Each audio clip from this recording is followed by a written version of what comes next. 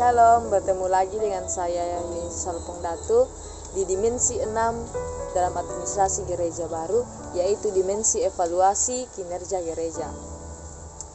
Sinode melalui peraturan pokok suatu gereja menugaskan majelis sinode untuk melaksanakan manajemen kerja, untuk membentuk korps gereja yang mengabdi dengan sepenuh hati, memberikan waktu dan perhatian penuh pada pelaksanaan amanat kerasulan, serta yang mampu melaksanakan tugas-tugasnya secara efisien, efektif, dan ekonomis.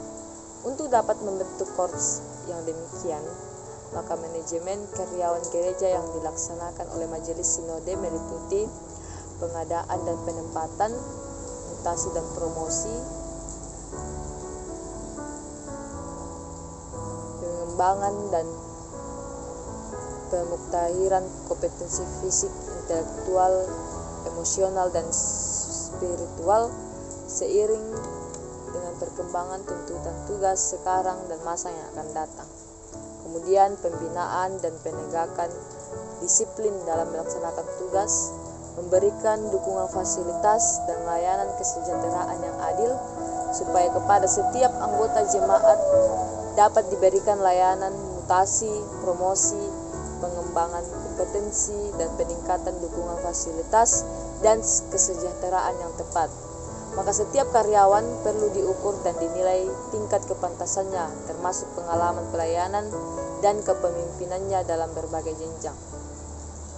Pengukuran dan penilaian yang dilaksanakan bukan saja yang dapat memberi informasi yang objektif, tetapi cara pengukuran atau penilaian serta hasil-hasilnya harus mampu memotivasi karyawan untuk secara mandiri meningkatkan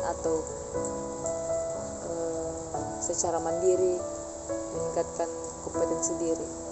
Penilaian kinerja yang berhasil wajib dipakai sebagai bagian integral dari manajemen kinerja karyawan yang mencakup membangun kesepakatan yang melibatkan kinerja gereja mengenai hasil yang akan dicapai tiap anggota. Kemudian pelaksanaan pengukuran dan penilaian yang juga melibatkan anggota. Tindak lanjut berdasarkan hasil penilaian berupa hal-hal yang perlu dilaksanakan oleh anggota terhadap anggota yang bersangkutan supaya prestasi yang memuaskan dipertahankan dan ditingkatkan, prestasi yang kurang memuaskan diperbaiki. Dasar pedoman penilaian kinerja karyawan adalah Alkitabiah dan organisatoris. Pertama, Alkitab, yaitu pelayanan berbasis kinerja bukan sesuatu yang asing dalam iman Kristen. Memang istilah kinerja muncul dalam kehidupan sekuler, tetapi ia bukan hal yang sama sekali baru. Iman Kristen juga memiliki rujukan dan pendasaran yang kokoh dengan perlunya percakapan bahkan juga pelaksanaan pelayanan berbasis kinerja. Dalam penghakiman terakhir, sebagaimana dalam Matius 25 ayat 31-46, ditunjukkan bahwa hal diterima tidaknya seseorang dalam kerajaan surga dievaluasi berdasarkan kinerja orang bersangkutan selama di bumi, yakni pada kepedulian dan perhatiannya terhadap kebutuhan konkret dari orang-orang yang ada di sekitarnya. Kemudian kesungguhan untuk mengelola dan mengembangkan sumber daya insani yang ada para pelaku pelayanan untuk kebaikan orang lain, sebagaimana ditegaskan Yesus dalam perumpamaan tentang talenta dan perumpamaan tentang uang mina. Apa yang diberitakan Yesus dalam banyak perumpamaan dan pengajaran kembali ditegaskan Rasul Paulus, Petrus, dan Yakobus. Paulus berbicara tentang proses pengujian terhadap pekerjaan masing-masing orang melalui api yang akan terjadi untuk menentukan layak hendaknya seseorang mengambil bagian dalam persekutuan yang kekal. Kemudian evaluasi pelayanan berbasis kinerja juga muncul dalam pemberitaan para nabi dalam perjanjian lama terhadap raja-raja yang memerintah. Mereka diberi berbagai fasilitas untuk pekerjaan, pembebasan, dan penyelamatan umat.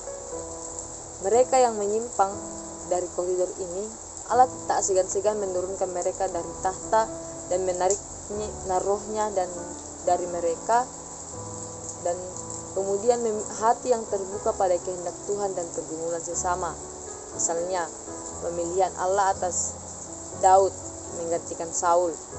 Tuhan meminta Samuel untuk menilik hati dan tidak terpesona atau terperdaya dengan hal-hal fisik atau yang nampak dengan atribut-atribut nama dan gelar. Dalam percakapan itu, Petrus di Danau Tiberias, Tuhan Yesus meminta agar hati yang terbuka dari para pelaku pelayanan untuk memperkuat komitmen pelayanan mereka. Hati yang dipenuhi oleh kasih Allah dan kasih terhadap sesama adalah lokomotif dalam menerapkan pelayanan berbasis kinerja. Dalam cerita Maria meminyaki kaki Yesus dengan minyak narwastu yang mahal, memperlihatkan kepada kita hidup seorang manusia yang melakukan pekerjaan berbasis kinerja karena hatinya benar-benar terbuka untuk diisi secara penuh oleh kasih terhadap Tuhan dan kasih kepada sesama. Baik, itulah pemaparan saya tentang dimensi ke-6, yaitu dimensi evaluasi kinerja gereja. Sampai bertemu lagi. Dadah.